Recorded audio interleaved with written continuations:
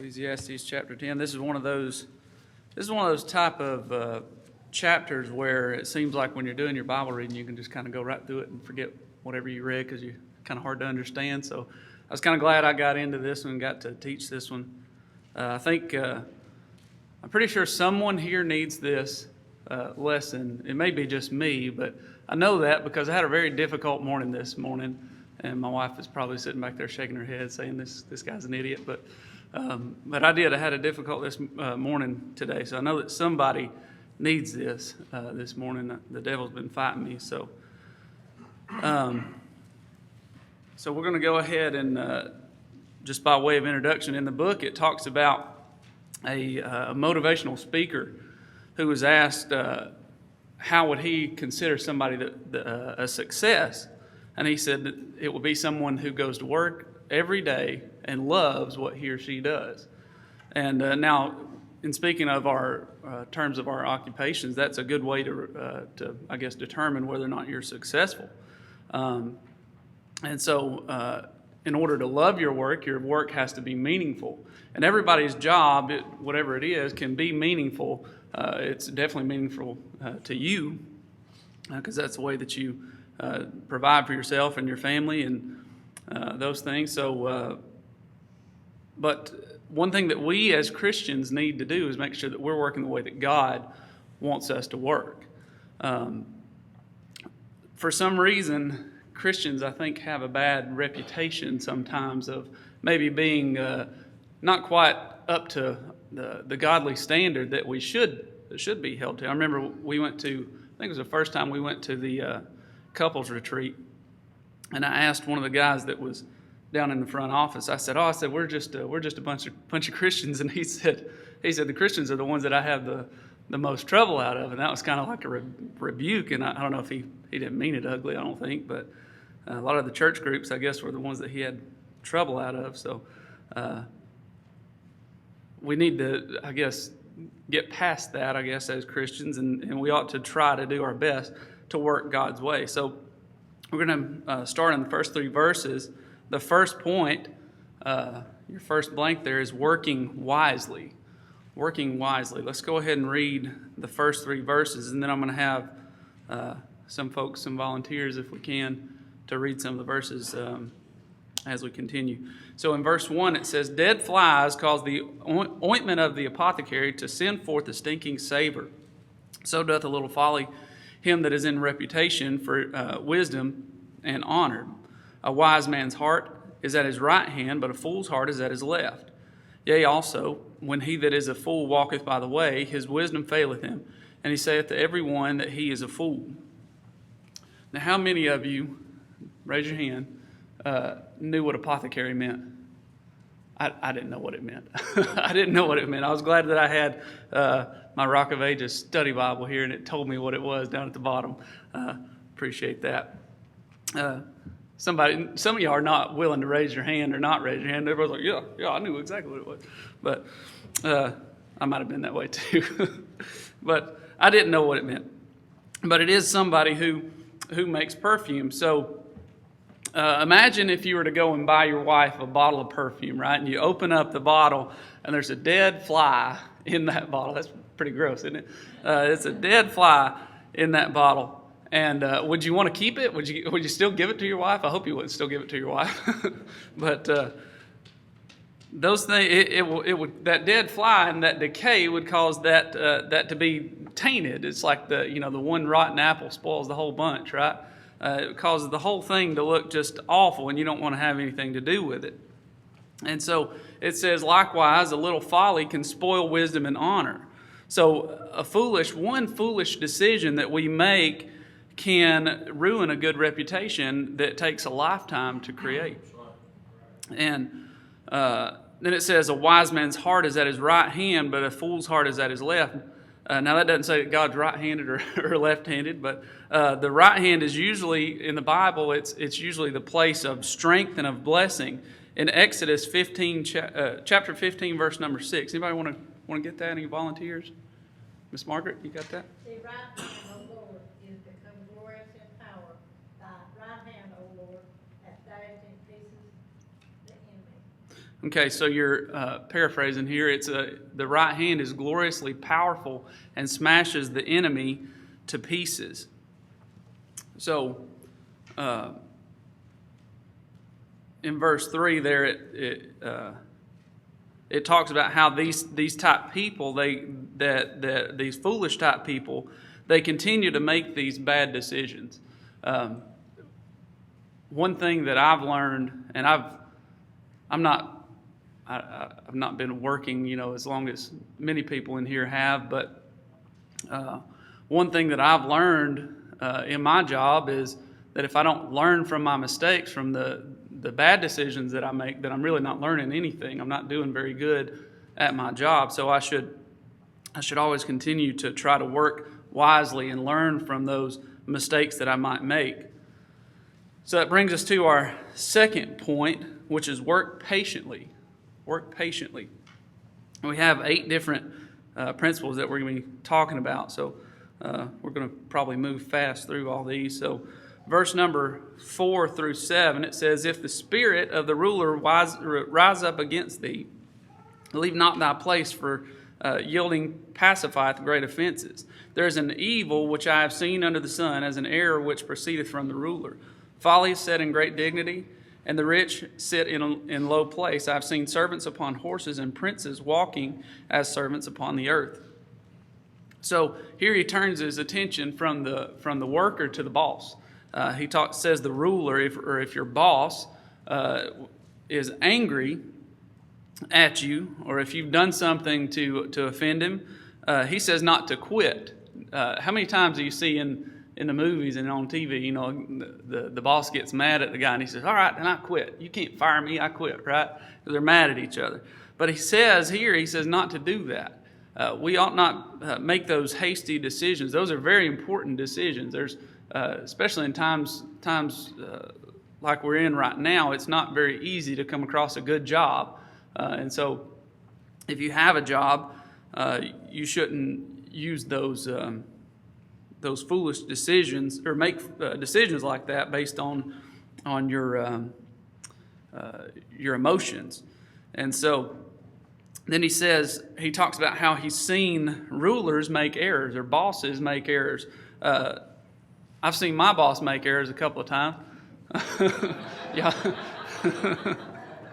But I will say this. A wise ruler, or a wise boss, this is something that I've learned that I really, really appreciate about my dad. Most of y'all, if y'all don't know, I work for my dad.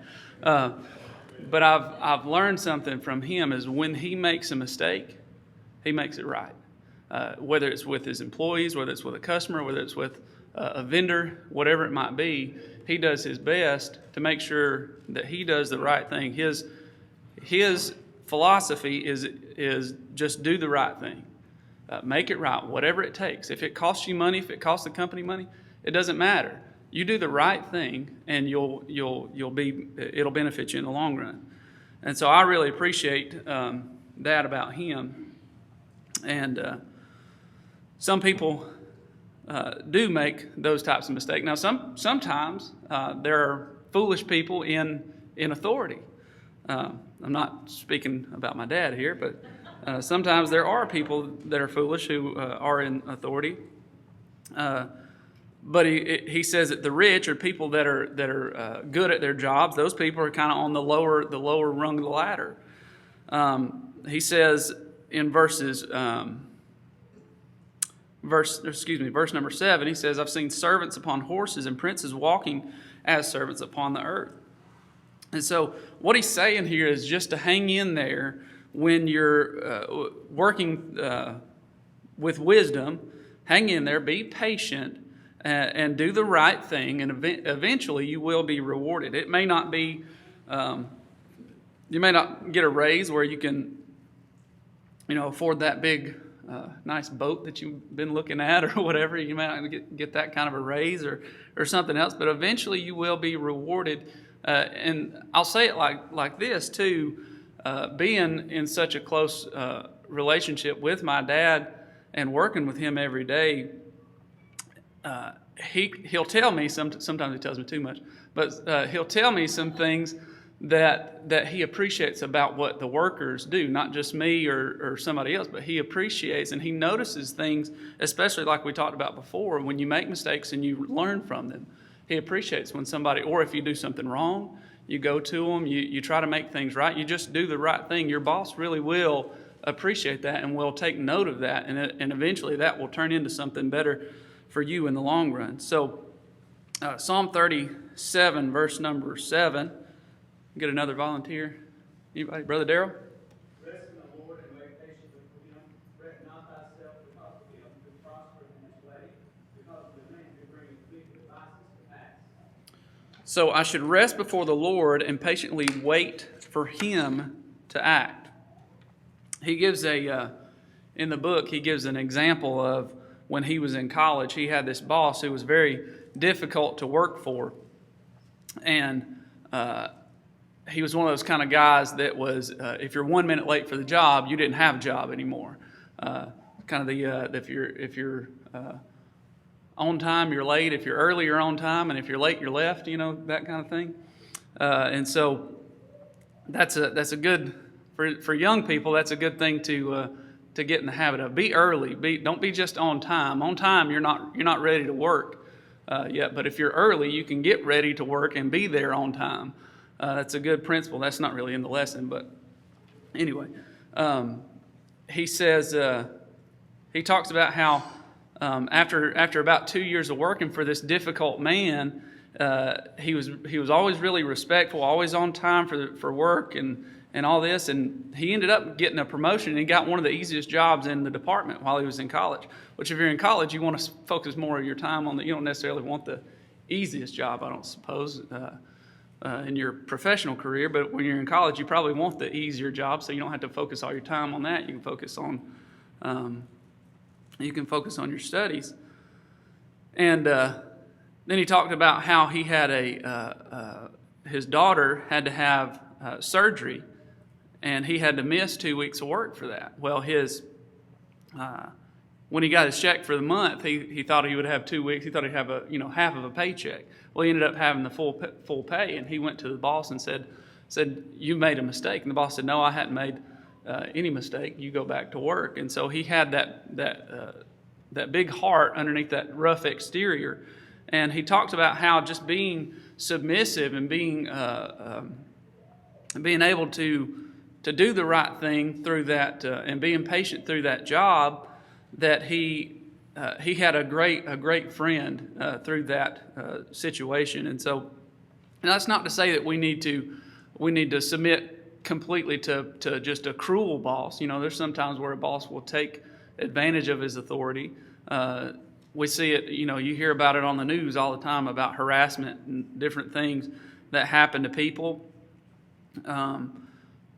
But if we're submissive to those difficult cases, it can end up paying off for us in the long run. And so that brings us to our third point. Number 3 is work carefully. Work wisely, work patiently, and then work carefully. Verse number 8 and 9. It says, "He that diggeth a pit shall fall into it, and whoso breaketh an hedge, a serpent shall bite him. Whoso removeth stones shall be hurt therewith, and he that cleaveth wood shall be endangered thereby."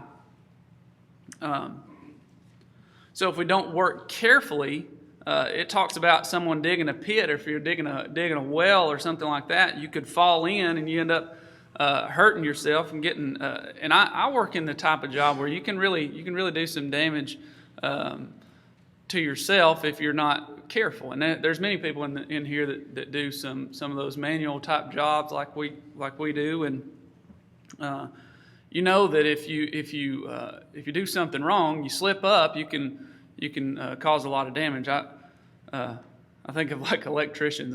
I'm an amateur electrician at best. I do it without the power on, and then I go and flip the power on. Then I run, look for sparks. So we need to make sure that we work carefully so that we don't get hurt, and that we don't hurt somebody around us. And then he goes in and talks about someone trying to cut a piece of wood, and how that not doing that right can hurt somebody. And so, these are biblical principles. Okay, these are not just He's not just throwing all this stuff out there. It sounds like it's just a laundry list of things that we ought to do at work, but these are biblical principles. And I'm glad that he did it through this chapter, because some of this stuff I would have just skimmed right through and been checked it off on the list of doing my Bible reading. But Proverbs 14:16. Somebody want to get that? Brother Pete, go ahead. The wise man feareth and departeth from evil. The fool rageth and is calm. So a fool is going to be careless and overconfident when he's at work. I've seen that happen, especially in our line of work. Everybody. Well, not everybody. There's a lot of people that think that they can be a shade tree mechanic and then just come in and work in a garage and be the same thing. But it makes a difference whenever you're actually working on the clock and and you actually have to try and get somebody else. You're having to take care of somebody else's property, that kind of thing. But people can be overconfident, think, "Oh, I got this," and that 3-hour job turns into an 8-hour job, and it's I can see my dad's face turning red when that stuff tends to happen. And so that brings us right into our next point: work skillfully. Verses 10 and 11. It says, "If the iron be blunt and he do not whet the edge, then must he put to more strength. But wisdom is profitable to direct. Surely the serpent will bite without enchantment, and a babbler is no better." So he says, if the iron be blunt and he do not whet the edge, then he must put to more strength. So he's saying, if you go to cut down if someone is a lumberjack, he's going to cut down a tree, the time and the energy used to sharpen the axe is well spent. So he's saying, get the training and the education that you need first, and then go and try to do your job, because you're going to be better at your job when you have the proper training, when your skills are sharp. I remember the time Brother Wayne, he had a chainsaw, and he asked me about it, I think, one time, and I think I looked at it, and I think we tried to sharpen the blade, and then we had some trouble, and then ended up he had turned the chain around backwards, and so we were trying to cut down trees with the chain running the wrong way. But if we had been a little bit more more sharp about what we were doing, we might have had it turned the right way. I didn't see it either, but I had the chain turned around the wrong way. It reminds me of Tawny. Most of y'all know we bought some property down in Resaca, and we go down there every weekend. We try to clean up some. The guy that owned it before us had a lot of stuff, and we're trying to clean up some stuff and get some old barns, old buildings that he had torn down and broken up in pieces. Well, it's real frustrating. It takes a long time to get through all that stuff, and so we're taking this barn apart piece by piece, trying to separate, because she thinks we just need to throw all the wood away. I see money, and I'm like, yeah, we need to keep that. That's old wood. We need to keep that. That'd be cool to sell or cool to put in the house or something. And anyway, at the end of it, she's usually kind of frustrated, most of the time with me, but she's usually kind of frustrated. She's like, we got a chainsaw, don't we? So she says, I want to go cut down a tree. And this really doesn't have anything to do with the lesson. I just thought this was funny. And so we go to start the chainsaw. That's her thing every time at the end of the day. She's like, let's just go cut down a tree. And then we need to cut some trees down. But anyway, it's fun to go out there and do that. But I have to show her sometimes what she needs to do, how she needs to cut those trees down. Not that I'm a professional or anything at it, but we went up to Sand Mountain one time and cut some trees down. We didn't know what we were doing up there either, but we tried, and we got a lot of stuff cut up. And so we need to. That being said, we need to sharpen our skills and in our occupation. And one thing that a boss is going to notice is that you're continuing to get better. You're continuing to hone your skills. You're continuing to expand your knowledge. A great worker never stops learning. And so Proverbs 10:14. Anybody got that? Brother Rock?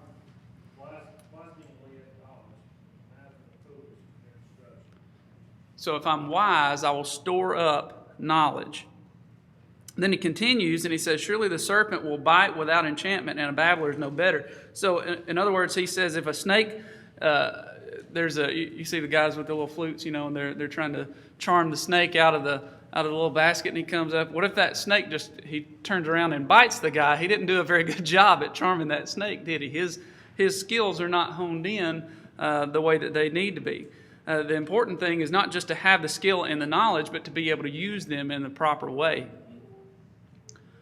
Sometimes that takes, in our job, it takes on-job training, because things change in automotive stuff, constantly. It's like there's a new piece of technology on every vehicle out there, and so we have to continuously be trying to learn and stay on top of the latest thing. Everybody has to have a backup camera, and then the government regulates that and says every car has to have it, and then they have to have the tire monitors, and then before long we're going to all have to have the lane departure systems and all that stuff. And honestly, at the moment, a lot of that stuff is over my head, but we're trying our best to make sure that we're on top of those things so that we can help the people that need help with those things in our job. So that brings us to number 5. Number 5 is work graciously, verses 12 through 15. He says, the words of a wise man's mouth are gracious, but the lips of a fool will swallow up himself. The beginning of the words of his mouth is foolishness, and the end of his talk is mischievous madness. A fool also is full of words. A man cannot tell what shall be and what shall be after him. Who can tell him? The labor of the foolish wearieth every one of them, because he knoweth not how to go to the city. So there's a lot in this passage here. He talks about how if we're wise, our words are going to be gracious and they're going to bring us favor. You got to be careful about what you say, especially in the workplace. You got to be careful about what you say to certain people that are that work beside you every day, that work under you, or that you work for. You got to be very careful about what you say, because a lot of the problems that we see in the workplace have to do with what we've said or what somebody else might have said to us. So if we talk like fools, then our words are going to swallow up our reputations. And I hope that everybody here wants to have a good reputation, especially at work. Anywhere, I guess, you want to have a good reputation. But a lot of those problems that we have they're like Pandora's box. Once you open it, you can't take them back. People try to say, I take that back. I take back what I said. I didn't mean what I said. Well, we said it, and it's out there, and it's already done the damage that it was going to do. And it's difficult to repair those wounds that we can cause. And so Proverbs 12:18. Anybody got that? Go ahead, Andrew. Yes, sir. There is that speaketh like the piercings of a sword, but the tongue of the wise is health. So the next blank there is, my harsh words cut like a sword, but if I'm wise, my words will bring healing. So speaking of the foolish person, Solomon goes on to say the beginning of the words of his mouth is foolishness, and the end of his talk is mischievous madness. So foolish people tend to base their talk and their words on assumptions.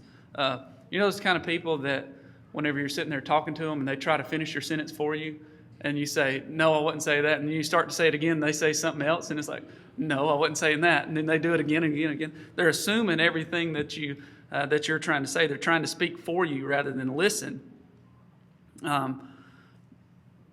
But then it says that they end up talking madness. And it said a fool also is full of words. You know those fast talkers? the people that just cannot stop talking? Those type people. There's a lot of those around that prove their foolishness. I remember, what's the old proverb? It says, I'd rather have somebody think that I'm a fool than to open my mouth and remove all doubt. I'd rather it be that way in my life. But those type people tend to be gossips too. They always run people down. And sometimes, a lot of the time, they're trying to talk about those people who are in authority. They tend to badmouth the boss all the time, don't they? And those aren't the kind of people that we need to that we want to hang around, that we want to be associated with. Those are, the Bible calls them foolish people. And they start getting critical before they even have all the facts of what they're trying to talk about. So Proverbs 18:2. Proverbs 18:2. Anybody else want to get that? Any hands? Brother Mark.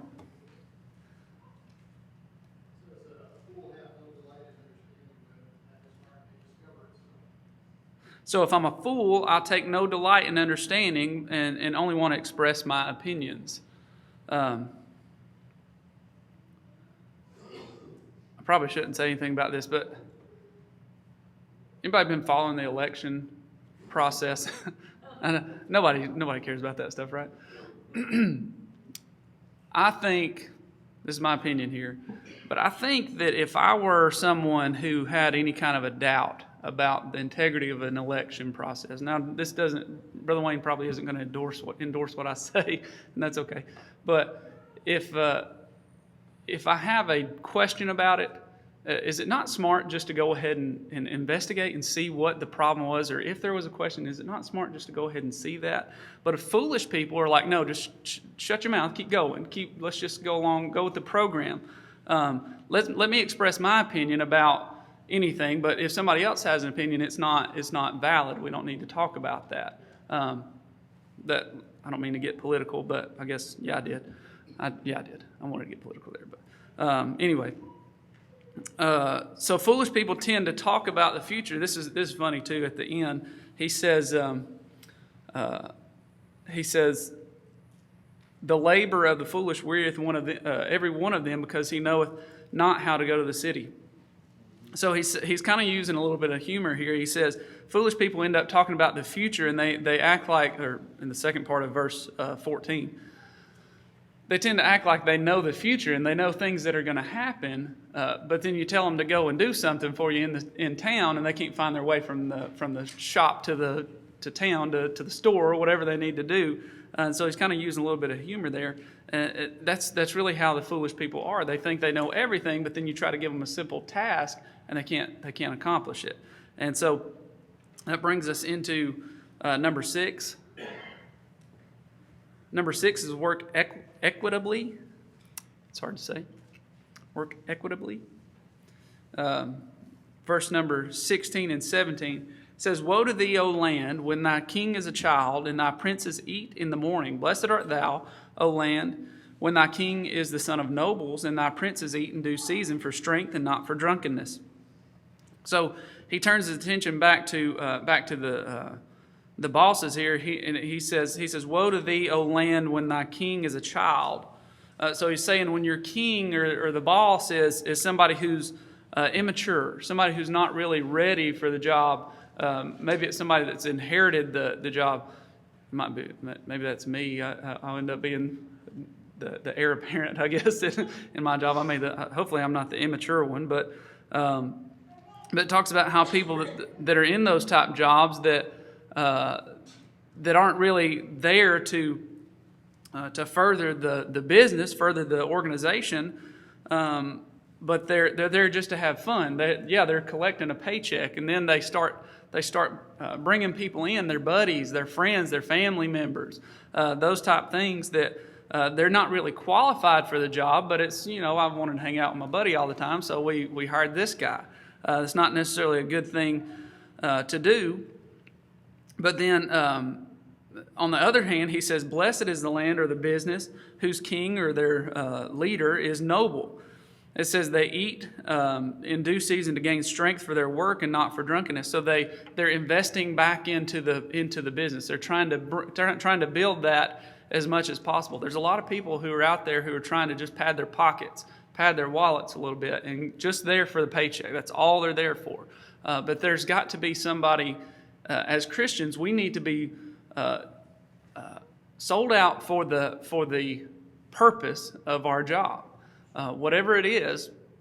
If you're, if you're in my job, if you're a mechanic and you're only there to try and get your own contact so you can go do the work at home, that's not right. That's a conflict of interest, and you should not be doing that kind of thing. You should be going drawing people into that business so that that business does better. That's the whole purpose of you being in that business and in that job. And so those people who don't tend to be very competent, they're lazy, that want to just party all the time and just go in and hang out, not really do anything.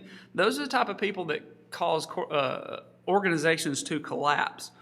People who aren't committed to the main goal of the organization are draining the life from it. They're not making the business or the organization any better. But people who work God's way, whether it's for a business or for the country or for themselves, they're going to be blessed. Psalm 128, verse 4. Anybody got that? Miss Joanne? Behold, thus shall the man be blessed that fears the Lord. So I'll be blessed if I fear or revere the Lord. That's your next blank there. So then that brings us to number 7 in verses 18 and 19. Work enthusiastically. Work enthusiastically. Sorry if I'm going too fast through those. Sorry. Work enthusiastically. Verse number 18, it says, By much slothfulness the building decayeth, and through idleness of the hands the house droppeth through. A feast is made for laughter, and wine maketh merry, but money answereth all things. So, because of slothfulness or laziness, the building decayeth, he says.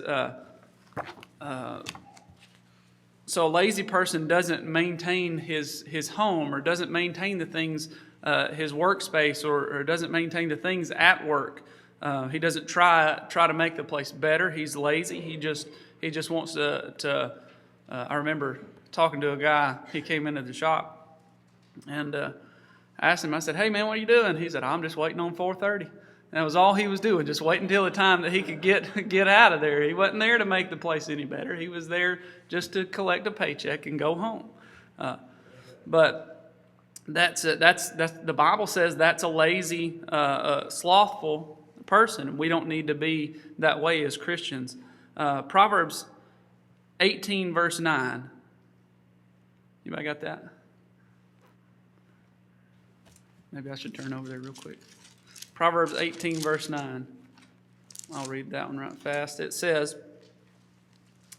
He also that is slothful in his work is brother to him that is a great waster. Or, in other words, we could say, if I'm lazy at work, I'm a brother to a vandal. So if you're goofing off at work and being lazy at work, you're doing just as bad as destroying things at your job. So God commands us to be enthusiastic about our work. Whether you're like me, whether you're a mechanic, whether you're a teacher, a truck driver, a brain surgeon, whatever. I don't know if we have any brain surgeons in here, do we? But whatever you do, the Bible tells us in Colossians 3:23 to do it heartily as unto the Lord and not unto men, because that's who we're working for. We're not working for ourselves. We're working for Him. It says in the book here, it says that the average person works about 88,000 hours in a lifetime. And so that should give us some encouragement, because we should be enthusiastic about that. That's 88,000 hours in our lifetime that we get to devote to the Lord. And so if you're working for Him and working the right way, then you will be doing that for the Lord. And so then he summarizes in verse 19 the philosophy of a fool. He says, a feast is made for laughter, and wine maketh merry, but money answereth all things. But what he's saying is if I have enough money, the fool says, if I have enough money, I can do whatever I want. I don't have any troubles. But all that really does is make the fool have more of an ability to be a bigger fool. Having more money, it really doesn't help anything. And so that brings us into our last verse and our last point here: work submissively. Work submissively. Verse number 20, curse not the king, no, not in thy thought, and curse not the rich in thy bedchamber, for a bird of the air shall carry thy voice, and that which hath wings shall tell the matter. So what do you do if your boss is an idiot, right? What do you do if your boss is an idiot? Sometimes that happens. Doesn't happen in my job. I just have to say that because he's sitting right back there. It doesn't happen in my job. But should we talk about him behind his back? Should we go to the other guys and say, hey, let's do something else? This he doesn't know what he's doing. No, that's not what God wants us to do. He says, curse not the king, no, not in thy thoughts. So we shouldn't even really think about it. Even if he is an idiot, we shouldn't really even think that he's an idiot. We should just say, okay, we'll do what's right. We're gonna just keep going. Keep your head down. Keep working. Do the right thing, and it'll pay off in the long run. And then it says also, if we don't, he says, a bird of the air shall carry thy voice, and that which hath wings shall tell the matter. So you got to be careful, especially around other coworkers. If you're bad-mouthing the boss, those people who love to go and bring that out of you, those tend to be the ones that would love to go and tell the boss about those type things. So you got to be careful about who you say certain things like that to. Y'all all know that. Everybody's like, yeah, I know that guy at my work. I know that guy. I know exactly who you're talking about. But we don't need to. We need to be careful about what we say, and so we need to be wise and trust God and work as He says. Proverbs 4:6, and we'll be done. Everybody got that, Brother Jeremy? Forsake her not, and she shall preserve thee. Love her, and she shall keep thee. So he's talking about wisdom here. If I do not forsake wisdom but love her, she will protect me and watch over me. So, like I said at the beginning, if nobody else needed this lesson, I needed this lesson. I'm glad that I got the chance to study this, especially since I didn't really understand that chapter in the first place. And so I enjoyed teaching this. I appreciate the opportunity. And we'll turn it over to Brother Jason.